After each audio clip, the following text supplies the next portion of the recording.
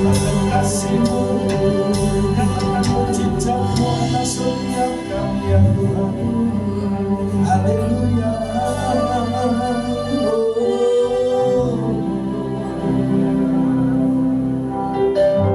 Hadirat-Mu begitu kuat di tempat ini.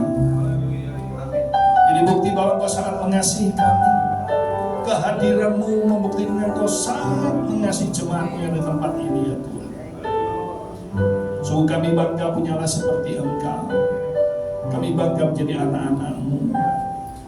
Terima kasih Tuhan untuk sore ini, di mana Kau masih beri kesempatan bagi kami boleh memuji, memuliakan, bahkan mengagungkan Engkau dalam hidup kami.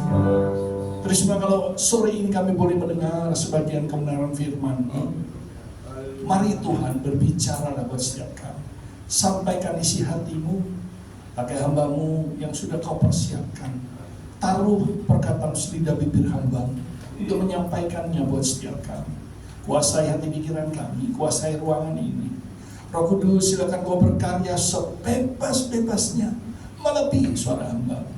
Kami umat tempat ini siap menyambut segala kebenaran firman-Mu dengan penucapan syukur. Mari Tuhan berfirman saat ini di dalam nama Yesus. Setiap orang percaya Yesus ada di tengah-tengah kita saat ini, sama-sama katakan amin. Beri kemuliaan Tuhan di satu episode kehidupan saudara. Satu kali kita merasa Tuhan itu membisu. Tuhan kok rasa tidak menjawab ya Tuhan. Padahal mungkin kita sudah berpuasa, berdoa, bergumul, kita sudah melakukan banyak hal. Tapi Tuhan rasanya kok diam saja. Maksudnya pada saat seperti itu sebenarnya di mana Allah? Apakah Allah sudah tidak mengasihi kita lagi? Apakah Allah sudah meninggalkan kita? Apakah Allah sudah tidak peduli dengan kita lagi? Padahal di dalam firman Tuhan, di dalam Ayub 35 ayatnya yang ke-9 dan 10, Ayub 35 ayat 9 dan 10, firman Tuhan berkata begini. Ayub 35 ayat 9 dan 10, demikian firman Tuhan. Orang menjerit oleh karena banyaknya penindasan, berteriak minta tolong oleh karena kekerasan orang-orang yang berkuasa. Tetapi orang tidak bertanya, di mana Allah yang membuat aku dan yang memberi nyanyian pujian di waktu malam. Amin. Saudara, di sini dikatakan, bukankah Allah itu dikatakan memberikan nyanyian pujian di waktu malam?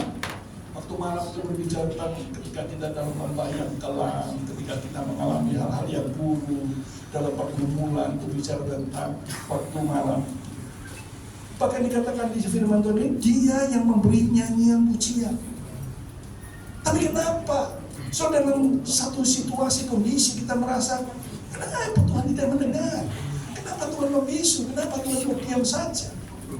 Sebenarnya di mana? Mungkin ada banyak pertanyaan-pertanyaan yang muncul dari dalam hati kita. Di mana sebenarnya Allah? Sehingga ketika kita membutuhkannya, Dia diam saja. Saudara, kita akan melihat yang pertama di dalam Kisah Rasul 7 ayat 54 sampai ayatnya yang ke-60. Kisah Rasul pasal 7 ayat 54 mulai firman Tuhan berkata, Kisah Rasul 7 ayat 54, Stefanus dibunuh, Saulus hadir. Demikian firman Tuhan.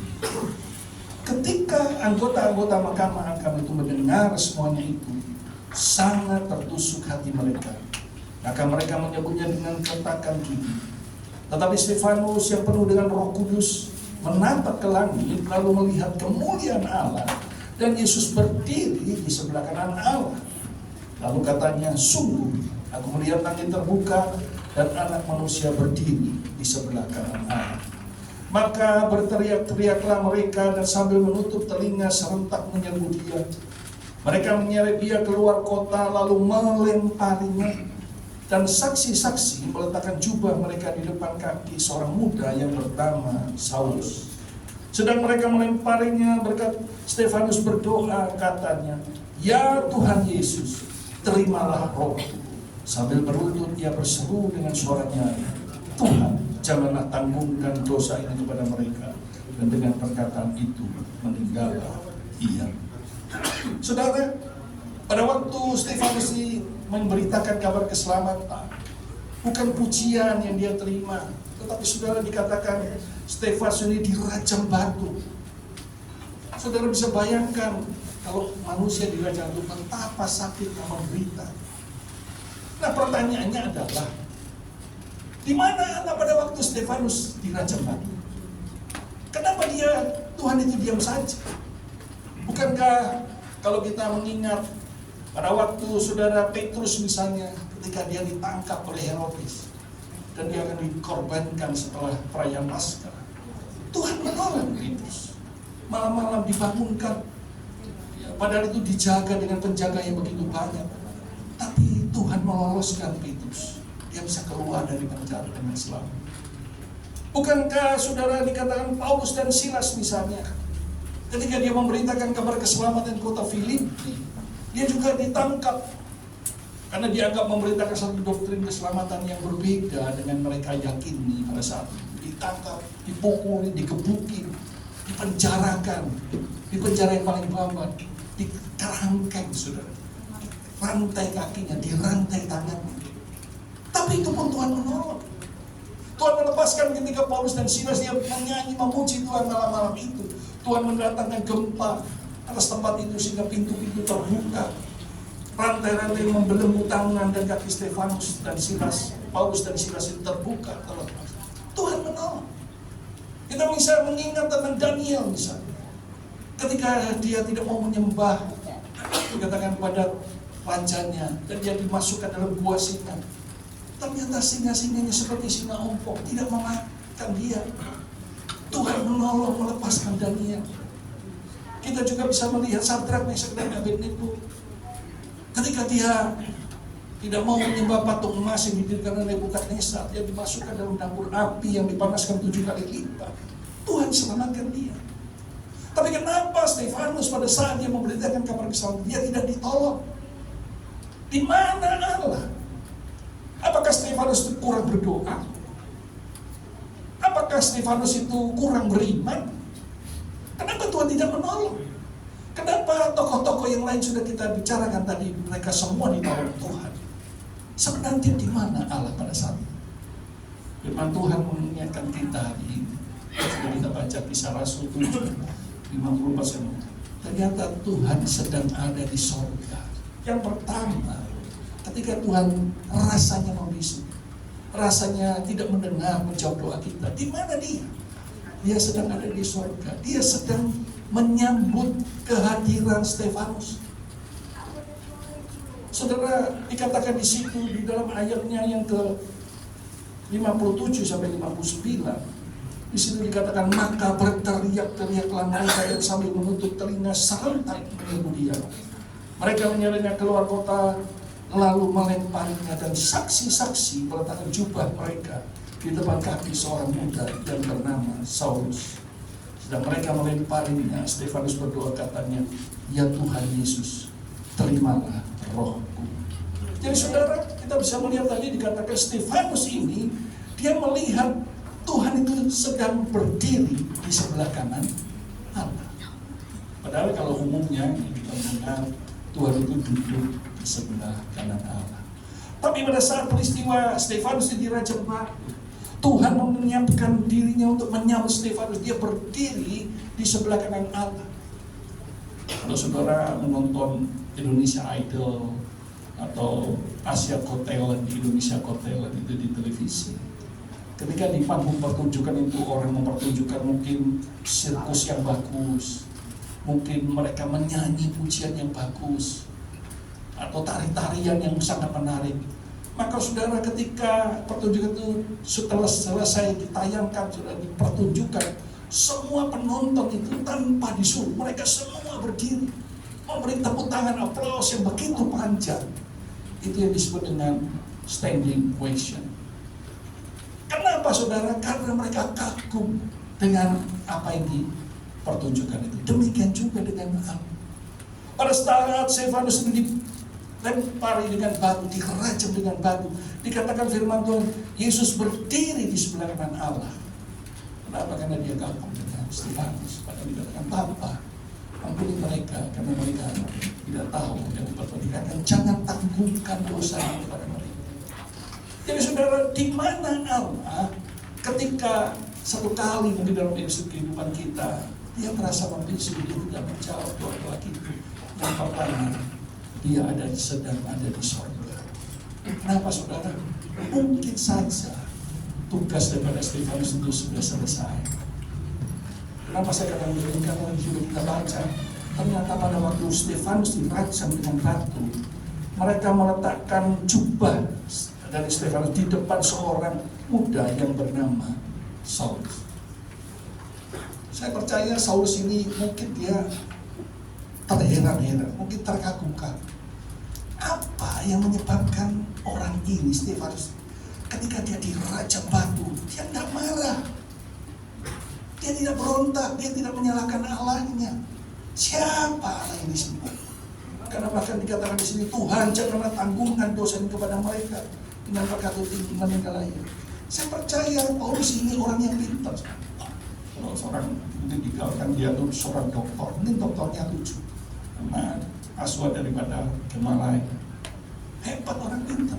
Dan dia mungkin mikir, siapa yang disebut Yesus itu? Kok sampai-sampainya Stefanus itu dikatakan dia mau dirajam batu. Nah saudara, itu mungkin jadi pemikiran daripada Saulus. Sehingga pada saat dia dalam perjalanan ke Damsyik, saudara, dia ketemu dengan Tuhan. Saudara, dia dibutakan 3 hari. Dan waktu dia bertobat, dan dari Saulus namanya berganti menjadi Paulus.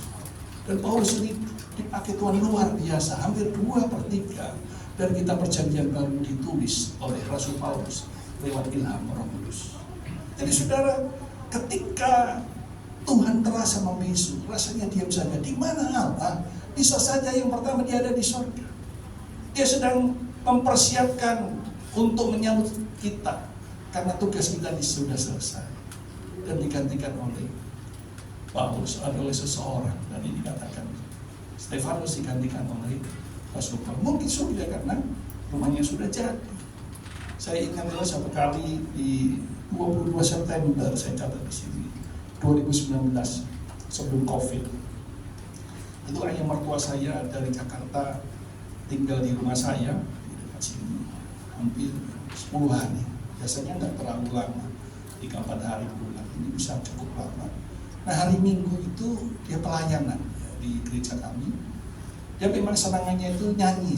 Dia mengarang lagu-lagu rohani dari pengalaman hidupnya. Dia main keyboard sendiri, single keyboard. Dia juga menyanyi, liriknya dia karang sendiri. Ya, dia karang sendiri. Dan waktu itu dia besok sama istri saya, anaknya, berdekat phone. Nanti kali ini waktu Papa menyampaikan pelayanan, video dari awal sampai akhir jangan diputus. Oh iya Pak, saya nggak pernah ngomong gitu. Ya Pak. Nah saudara, waktu itu sukacita, ya begitu diurapi Tuhan, suasana surga ada pada waktu itu. Nah selesai ibadah, ya, kami ibadah jam 7 pagi, jam 9 selesai. Dan kira-kira jam 10 dia dijemput sama teman-temannya untuk reuni. Untuk reuni di daerah Sidoarjo di situ. Ayah mertua saya waktu itu usia 75 tahun, tapi masih gagas, orang masih badannya bagus. Lantas dijemput lah. Nah ketika sampai di bundaran Waru di situ, dia merasa badannya kok gak enak ya. Terus saya bilang sama temennya, ini ibu-ibu 2, aku bawa di rumah sakit aja. Aku rasa dia kok gak enak. Dibawa ke rumah sakit terdekat, itu mitra keluarga di sana. Dibawalah ke situ. Sudah sampai di situ, temennya ayah mertua saya telepon pakai handphonenya itu, telepon ke istri saya. Dia katakan, "Fon, ini papamu masuk rumah sakit di mitra keluarga." Oh ya, aku segera ke situ. Coba saya bicara sama papa. Disampaikan dari, ya Fon, ini papa lagi didaftar di administrasi. Pak, sing kuat ya Pak, nanti sebentar lagi mau nih ke situ. Oh iya, saya. Nah ketika itu istri saya sampaikan kepada saya, nah saya kebetulan saya jadi RT di kampung di sini. Waktu jadi RT, kebetulan ada acara bedol desa ini. Jadi katakan, nanti gini kamu berangkat saja sama anak-anak. Selesai acara bedol desa ini saya nyusul ke keluarga. Oke lah, oke.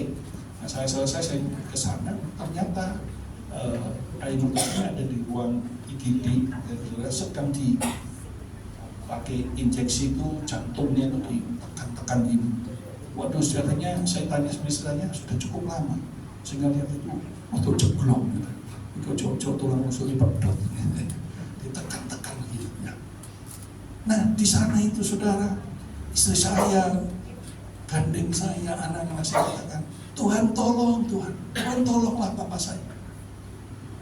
Ketika rasanya kok gak ada jawaban, di mana engkau Allah, di mana? Karena sudah beberapa kali Tuhan itu melakukan banyak mukjizat dalam kehidupan anak saya. Ketika dia kena lupus, itu satu penyakit yang dikatakan tidak boleh kena matahari. Padahal biasanya itu kena sama perempuan, tapi dia kena lupus. Itu tidak boleh kena sinar matahari. Kalau kena sinar matahari, virusnya itu membuat dia sangat amat sakit kalau nanti bereaksi.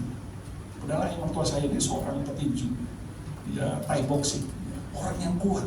Tapi kalau virus itu sudah mulai merambat gitu ya, mulai dekat, bisa nangis, saking sakit. Jadi dia mana-mana harus pakai jaket, pakai anti sinar matahari, pakai payung dan sebagainya. Tapi Tuhan sembuhkan, dahsyat. Nah, waktu itu memang sampai sekarang ini tidak ada orang lupus itu sembuh. Memang bapak mertua saya itu agak khususan dari Tuhan, dia minum obat memang. Kalau waktu nyeri minum obat, obat itu nggak bisa membunuh virus, cuma bisa meredakan nyerinya itu. Tapi efek samping dari minum obat itu adalah tulangnya keropos. Ketika hampir 2 tahun minum terus itu, ternyata waktu dia kontrol, tulangnya sudah keropos 70%, tinggal 30%. Sehingga waktu itu dokternya bilang, Pak Hari, setelah ini jangan lagi latihan ya. Karena ayah mertua saya itu kan walaupun 75 tahun itu masih punya anak buah, maksudnya bukan anak buah, dia jadi pelatih Thai boxing di Jakarta ini. Di mana-mana punya samsak dari pasir, di kantornya, di vilanya, di rumahnya. Saudara ada samsak, dia pagi sore latihan, punya beberapa banyak murid itu. Jangan latihan ya Pak Hari, karena kalau kamu pukul itu samsak itu tanganmu bisa cuklek, bisa putus karena kan keropos. Kalau kau tendang itu samsak itu tulang kakimu bisa patah. Wah, tapi Tuhan juga tolong, dahsyat, bisa utuh kembali itu tulang-tulangnya yang keropos. Dan yang terakhir yang ketiga belum itu dikatakan di dalam batu ginjalnya itu, di ginjalnya ada batu-batu 40 biji. Tapi Tuhan sembuhkan, bebas. Yang terakhir itu saudara ada tumor di dekat anusnya. Itu yang terakhir saya ingat, yang sangat membuat dia takut. Karena dokternya bilang, aduh maaf Pak Hari ini karena tumornya itu persis di lubang anus. Jadi kemungkinan nanti waktu operasi lubang anusnya akan diambil juga. Jadi setelah itu dia harus pakai kantong kemana-mana untuk buang air besar, buang air kecil, bawa kantong. Nah padahal ayah mertua ini seorang yang terlente, orang yang berpenampilan yang bagus itu. Waduh dia sedih sambil nangis tadi. Ya apa kalau kemana-mana pakai kantong ini.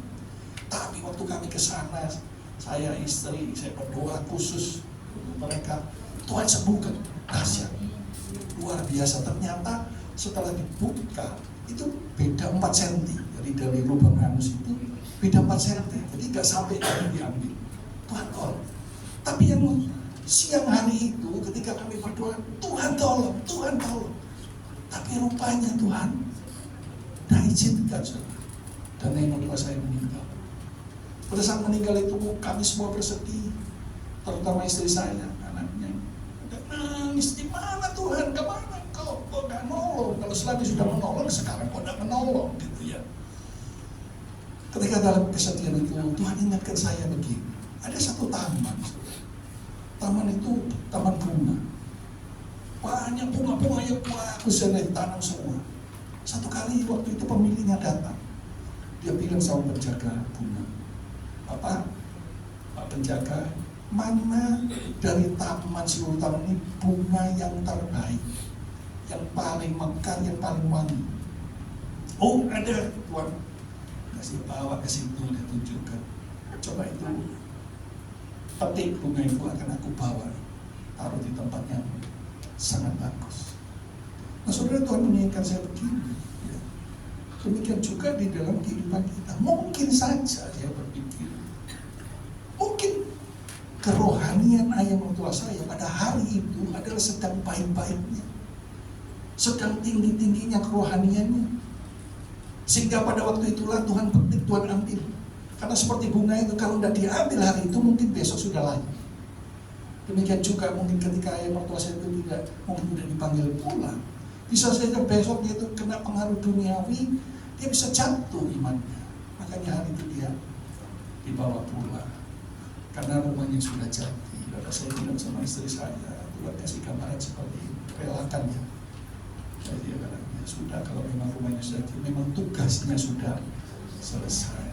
Jadi saudara, yang pertama, ketika Tuhan terasa membisu, seolah-olah membisu, bukan Tuhan tidak mengasihi kita. Mungkin saja saudara, seperti yang dialami Stefanus, karena tugasnya sudah selesai, karena rumahnya sudah jadi. Setuju katakan amin. Amin. Dan bagi tepuk tangan untuk Tuhan. Itu yang pertama. Yang kedua saudara, di mana Allah pada waktu dia terasa membisu, seolah-olah diam saja.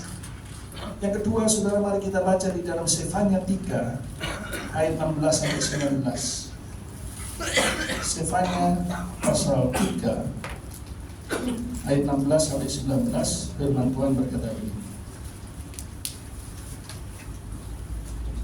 Sefanya pasal 3 ayat 16 sampai 19, firman Tuhan berkata, pada hari itu akan dikatakan kepada Yerusalem, janganlah takut hai Sion, janganlah tanganmu menjadi lemah lesu. Tuhan Allahmu ada di antara kamu, di antaramu sebagai pahlawan yang memberi kemenangan. Ia bergirang kanan engkau dengan sukacita, ia membaharui engkau dalam kasihnya. Ia bersorak-sorai karena engkau dengan sorak-sorai. Seperti pada hari pertemuan raya, aku akan mengangkat malapetaka daripadamu, sehingga oleh karenanya engkau tidak lagi menanggung celah. Sesungguhnya pada waktu itu aku akan bertindak terhadap segala penindasmu, tapi aku akan menyelamatkan yang pincang, mengumpulkan yang terpencar, dan akan membuat mereka yang mendapat malu menjadi kepujian dan kenamaan di seluruh bumi. Jadi yang kedua saudara, ketika Tuhan terasa membisu, sebenarnya di mana Allah waktu itu? Dikatakan di sini ayat 17, Tuhan Allahmu ada di antaramu sebagai pahlawan yang memberi kemenangan. Jadi saudara, yang kedua, di mana sebenarnya Allah? Dikatakan Tuhan Allah di tengah-tengah kita. Jadi begini saudara, di dalam menghadapi persoalan pergumulan hidup ini, karena Tuhan kita Yesus adalah Tuhan yang Maha Tahu. Dia tahu apakah kita ini mampu atau tidak menghadapi persoalan masalah ini. Kalau dalam pandangan Tuhan, karena Dia Allah Maha Tahu bahwa kita itu sebenarnya mampu, Dia tidak akan menyingkirkan masalah itu. Kalau orang Kristen ini kan senangannya kalau berdoa supaya masalahnya disingkirkan, supaya masalahnya diselesaikan oleh Tuhan. Tetapi kadang-kadang Tuhan itu izinkan masalah itu terjadi. Seperti misalnya di gunung-gunung persoalan, ya. Saudara, Tuhan tidak menyingkirkan gunung persoalan itu sekalipun Dia mampu. Tapi Dia akan menuntun tangan kita. Dia akan mengajar kita menaik untuk melewati puncak gunung dan turun, menyelesaikan, menghindar, melewati pada gunung itu. Saudara, sebagai orang Kristen, kita harus punya pengalaman pribadi dengan Allah. Kalau engkau sebagai orang Kristen, kau tidak punya pengalaman pribadi dengan Allah, kekristenmu itu gampang rontok, imanmu itu gampang glosor, kata orang Jawa. Karena mungkin kalau kita cuma katain, oh katanya orang itu katanya begini, Tuhan luar biasa. Tapi kalau kau tidak pernah mengalaminya, satu kali ketika kau mengalami, imanmu akan habis. Makanya sebagai orang Kristen perlu punya pengalaman pribadi. Semakin banyak pengalaman pribadimu dengan Tuhan, semakin kuatlah iman kita. Iman yang mungkin sebesar sebiji sesawi asalnya akan terus bertumbuh menjadi besar dan kuat. Sehingga satu kali ketika kita menerima salah persoalan yang mungkin kita sudah nggak bisa mampu, kita akan berkata, sekali Yesus tetap Yesus. Amin. Jadi saudara, di mana Allah? Dia di tengah-tengah kita. Justru dia akan menyertai kita untuk berperang. Coba lihat Mazmur 18 ayatnya yang ke-34. Mazmur 18 ayatnya yang ke-34. Firman Tuhan berkata begini.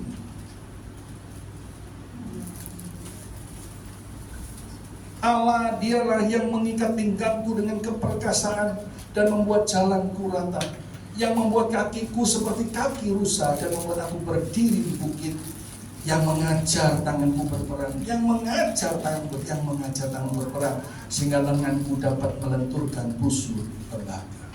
Jadi saudara, pada waktu kita menghadapi masalah persoalan, kalau di pemandangan Tuhan kita dianggap mampu, dikatakan seperti ini.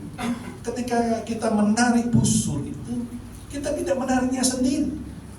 Kalau kita menarik sendiri mungkin dengan kekuatan kita, mungkin saja ketika kita tarik kita lepas, kita tidak bisa tepat sasarannya.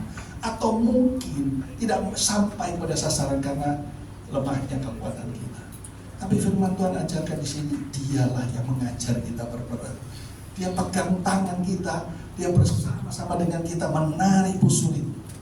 Sehingga pada saat dia menarik busur bersama dengan ketika dia melepaskan dengan kekuatan Allah, pastilah busur itu kena sasarannya, dan pastilah dikatakan kita akan menang terhadap musuh-musuh.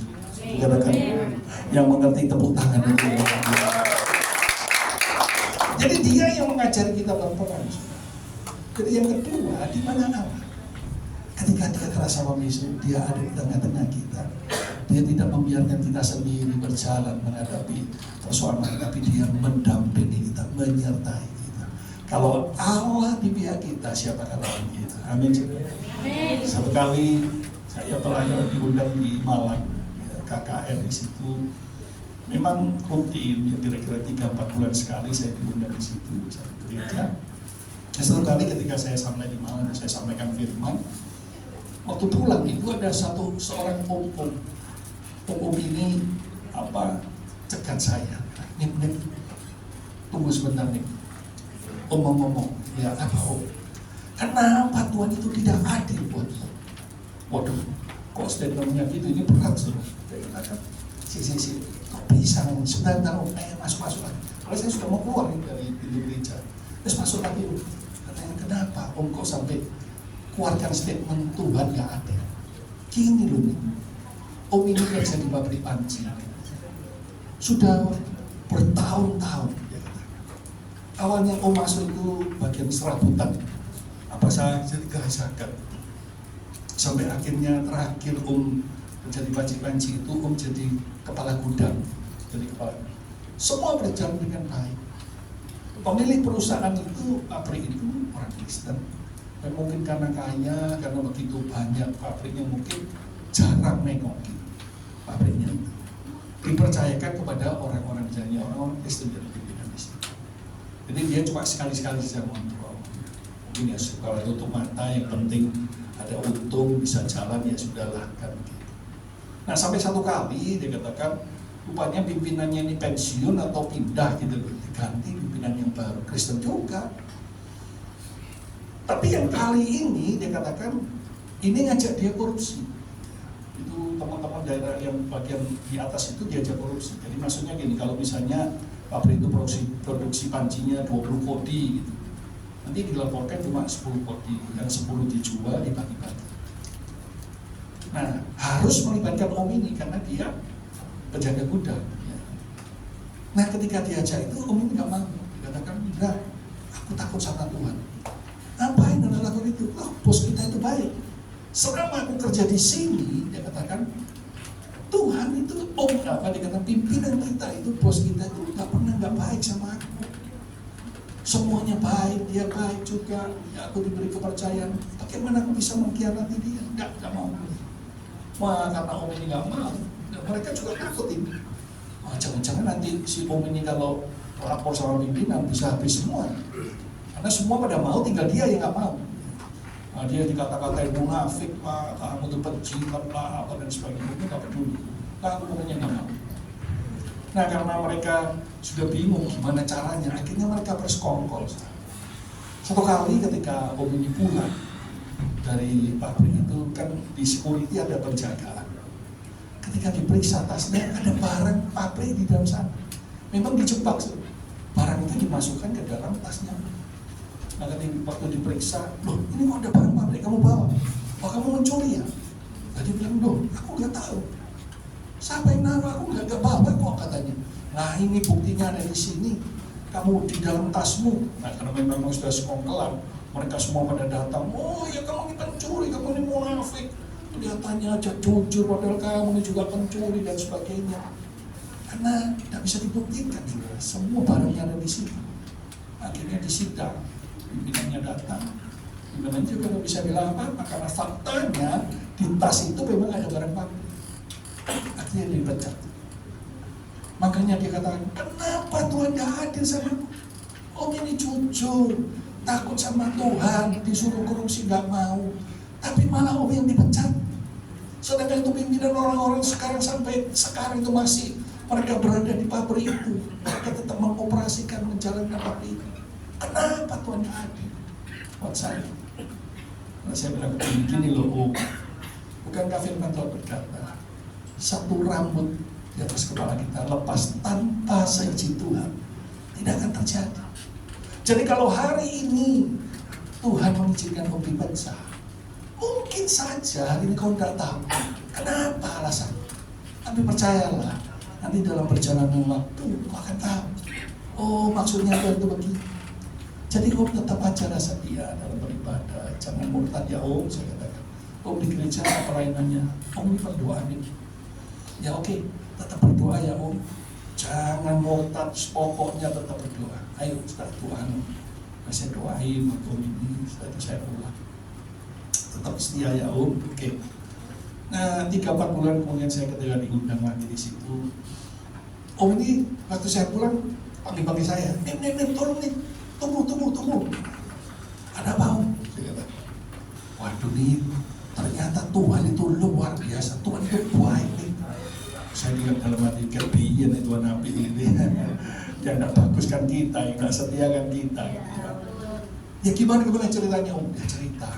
Jadi gini saudara, dikatakan, ketika dia dipecat, kan dia dapat pesangon, apalagi perusahaan swasta. Nah dia umurnya sudah cukup banyak, hampir 60 waktu itu. Mau kerja di mana umur segitu? Gak punya ijazah yang bagus. Padahal hidup tetap harus berjalan kan? Nanti gimana ini? Kan harus tetap hidup. Atas dia mulai mikir saudara, dia ingat dulu waktu masih muda-muda itu pernah diajari mamanya itu buat bakwan. Bakwan daging sapi. Atas dia ingat-ingat dia harus saya dia coba dia buat bakwan. Dia jual di rumahnya, di teras rumahnya, laris, banyak yang beli. Dalam waktu yang singkat, saudara dibikin rombong, dia jual di pinggir jalan, rame. Dalam tidak sampai 3 bulan itu dikatakan, dia bisa sewa tutup di jalan raya di Malang itu. Akhirnya dia buka bakwan di situ. Nah sekarang karena dia sudah laris, dia nggak lagi ikut-ikut menjuali. Dia cuma duduk di kasir saja. Yang karyawan-karyawannya yang melatih di pelanggan. Dan dia bilang gini, iya nih.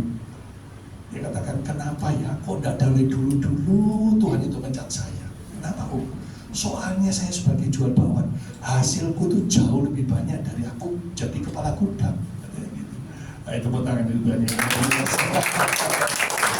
Jadi saudara katakan, kenapa Tuhan tidak mencat dari dulu? Kalau dari dulu aku sudah dipecat, mungkin aku sekarang sudah kaya katanya.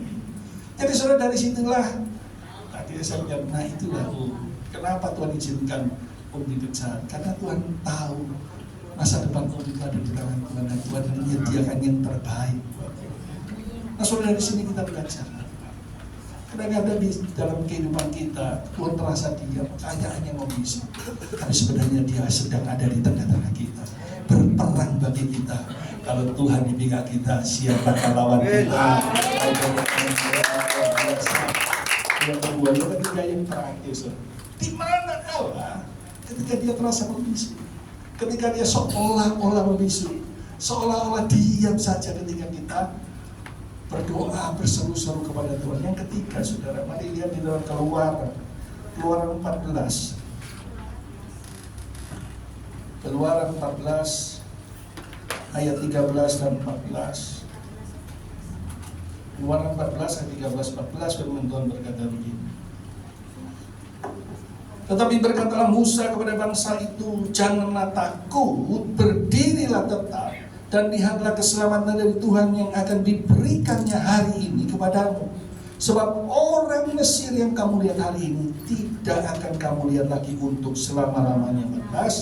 Tuhan akan berperang untuk kamu dan kamu akan diam saja. Saudara, karena kemahatahuan Tuhan, kadang-kadang saudara, karena Tuhan lihat, wah, kamu tidak mampu. Ketika kemahatahuan kita tahu bahwa kita nggak mampu menghadapi persoalan itu, Tuhan akan bilang gini, sudah kamu diam saja, aku yang menggantikan kamu berperang. Nah, peristiwa ini terjadi pada waktu Musa memimpin bangsa Israel untuk membawa mereka ke tanah Kanaan. Nah, untuk mencapai tanah Kanaan, tanah perjanjian itu mereka harus melewati laut terbelah, laut merah.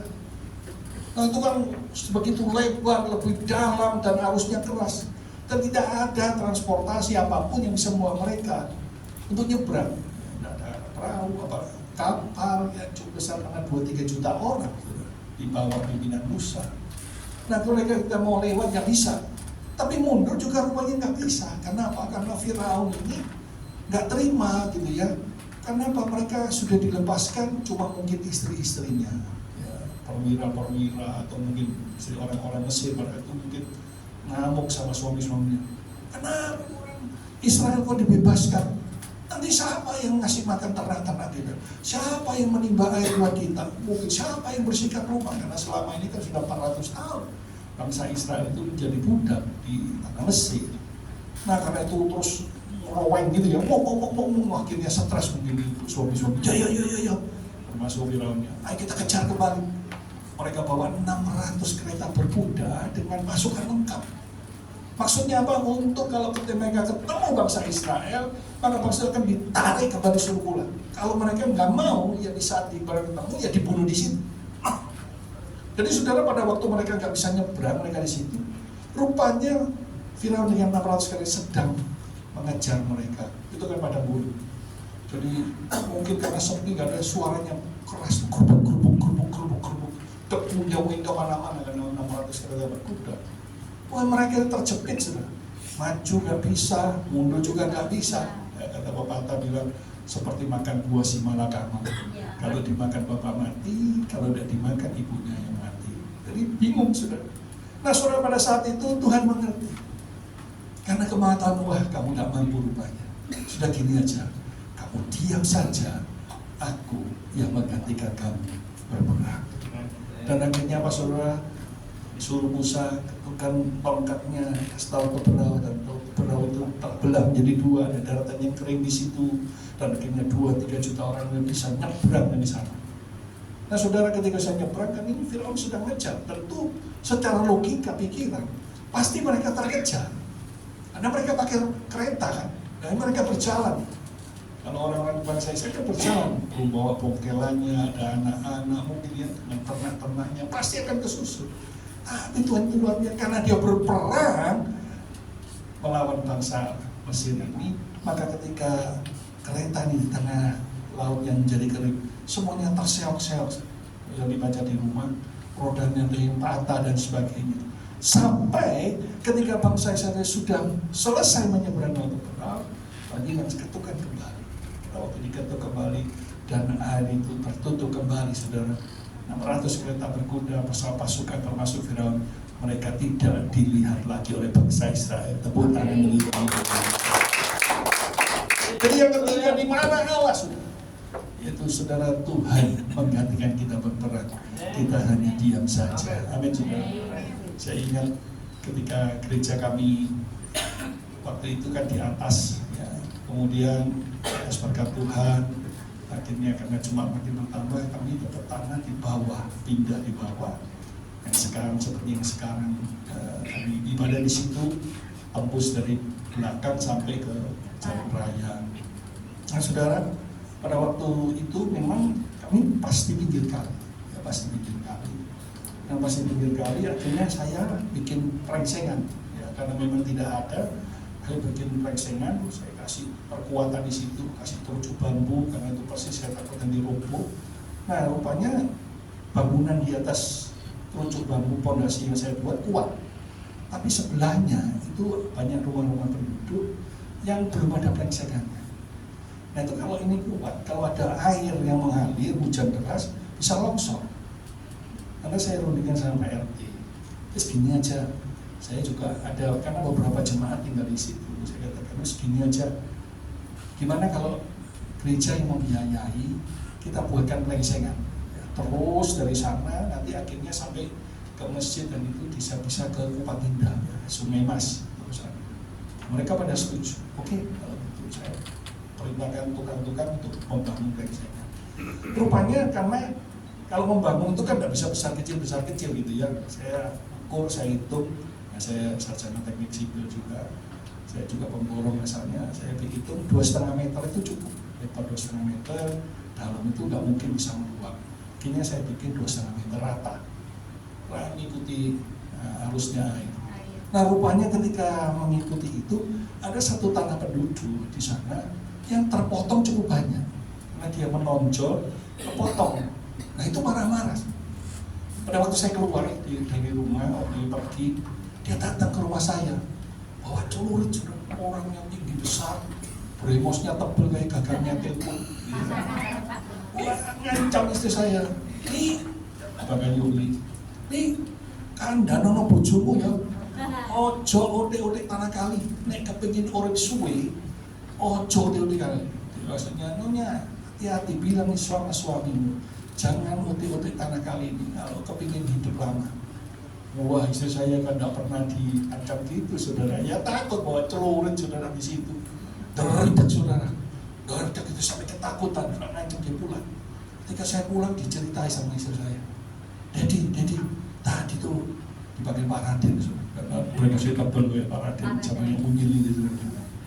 Datang Pak Raden bawa celurit, kita dia mesti pindahin, tinggal noai dari Joni. Kayak orang yang siapa sih mau ngebalan, kita pergi aja pindah. Karena saya bilang, sabar. Kalau kita sudah pindah dari atas yang cuma 620 sampai sekarang pindah di yang udah 610 meter persegi, itu berarti kan Tuhan senang dengan pelayanan kita. Kenapa harus kita tinggalkan? Tenang aja yuk, kita mesti serahkan sama Tuhan. Saya kaca dia berdoa untuk tenang.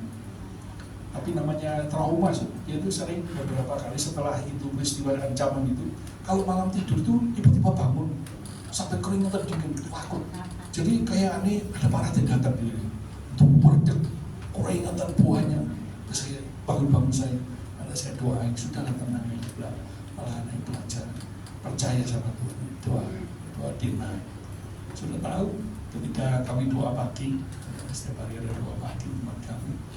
Pulang kira-kira hari ke-8 atau ke-9, belum sampai 10 hari peristiwa diancam.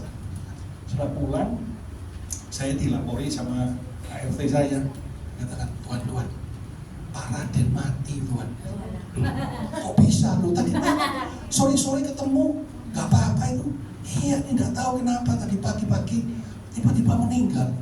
Mungkin dalam hatinya Tuhan ini, Tuhan ini ngerepoti ya,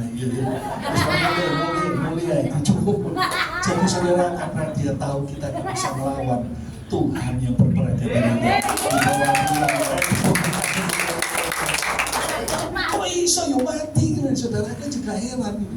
Tapi itulah Tuhan, kalau Tuhan melihat, karena Tuhan mau tahu ketika Tuhan melihat kita tidak mampu menghadapi situasi ini, percayalah, sudah serahkan. Tuhan katakan, kamu diam saja, aku yang menggantikan kamu berbenah. Terima kasih kembali. Biarlah sore hari ini kita belajar satu hal. Ketika satu episode dalam kehidupan kita, mungkin Tuhan terasa nangis, Tuhan rasanya kok diam saja. Ya. Kita sudah bergumul, di mana Allah sebenarnya? Yang pertama, dia sedang ada di sorga. Karena apa? Karena rumah kita sudah jadi. Karena tugas kita sudah selesai. Ada yang menggantikannya. Stefanus diganti dengan Saulus yang akan jadi Paulus. Yang kedua, di mana apa? Saudara, dia ada di tengah-tengah kita. Dia mendampingi kita, menyertai kita, berperan dengan masalah persoalan kalau Tuhan beserta kita siapa akan lawan? Dan yang ketiga, karena kemahatauan Tuhan. Ketika Tuhan melihat ini, kita tidak mampu menghadapi persoalan masalah ini, maka saudara percayalah Tuhan akan bilang, kamu diam saja. Aku dengan kamu berperang. Kalau Tuhan yang perang, dia pasti berkemenangan. Saudara, amin.